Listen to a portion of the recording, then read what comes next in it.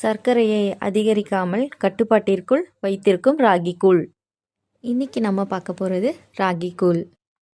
இந்த கூழ் செய்ய 10 மினிட்ஸ் போதுங்க. ரொம்ப சிம்பிள் மெத்தட், ஹெல்தி ரெசிபியும் கூட. எப்படி செய்யுதுன்னு பார்க்கலாம். காய வச்ச பால் இருந்தால் எடுத்துக்கோங்க, இல்லைன்னா காய வைக்காத பால் இருந்தாலும் ஒரு டம்ளர் எடுத்துக்கோங்க. பாலை சூடு பண்ணிவிட்டு நான் 2.5 ஸ்பூன் ராகி மாவு எடுத்து தண்ணி ஊற்றி கட்டி இல்லாமல் கரைச்சி எடுத்துக்கிறேன். பால் சூடேறினா போதும். கரைச்ச ராகி மாவை கட்டி இல்லாமல் கரைச்சி அந்த பாலில் ஊற்றிக்கிறேன் நான். பாருங்கள், நல்லா மிக்ஸ் பண்ணி விட்டுக்கோங்க. எக்ஸ்ட்ரா 1/4 லிட்டருக்கு மேலே தண்ணி ஊற்றிக்கிறேன். 1/2 லிட்டர் தண்ணி கூட ஊற்றிக்கோங்க. அப்போ தான் நமக்கு கூழ் கொதிக்கும் போது குடிக்கிற பதத்துக்கு வரும்.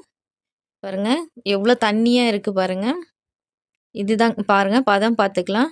ஸ்டார்டிங்கில் மாவு தனியாக தண்ணி தனியாக இருக்கும். நம்ம கை எடுக்காமல் கை விடாமல் மிக்ஸ் பண்ணிகிட்டே இருக்கணும், இல்லைன்னா அடி பிடிச்சிக்கும்.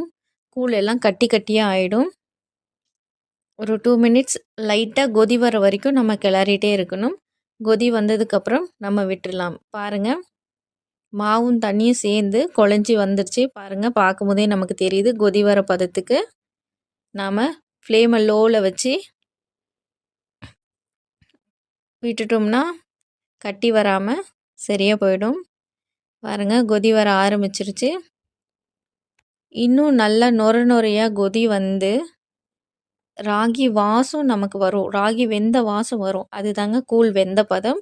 பாருங்கள், இந்த ஸ்டேஜில் நான் கல்லுப்பு 2 போட்டுக்கிறேன்.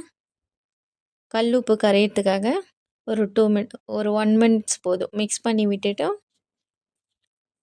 கூழ் ஆஃப் பண்ணி வச்சுக்கிறேன். கூழ் ஆற ஆற நல்லாவே நமக்கு கெட்டியாகும். அதனால் தண்ணி நம்ம சேர்த்தியே வச்சுக்கலாம். ரொம்ப ஹெல்த்தியான ரெசிபி, ஈஸியான ரெசிபி. ட்ரை பண்ணி பாருங்கள். இந்த ராகி கூழில் கால்சியம் அதிகம் இருக்கிறனால வயதானவர்களுக்கும் குழந்தைகளுக்கும் எலும்புக்கு ரொம்பவே நல்லது. சம்மர் சீசனில் பாடி ஹீட் ஆகாமல் கூலிங்காக வச்சுக்க ரொம்பவே ஹெல்ப்ஃபுல்லாக இருக்கும். அயான், இரும்பு சத்து அதிகமாக இருக்கிறனால இரத்த சோகையை தடுக்கும். இரத்த சிவப்பணுக்களையும் அதிகரிக்கிறது.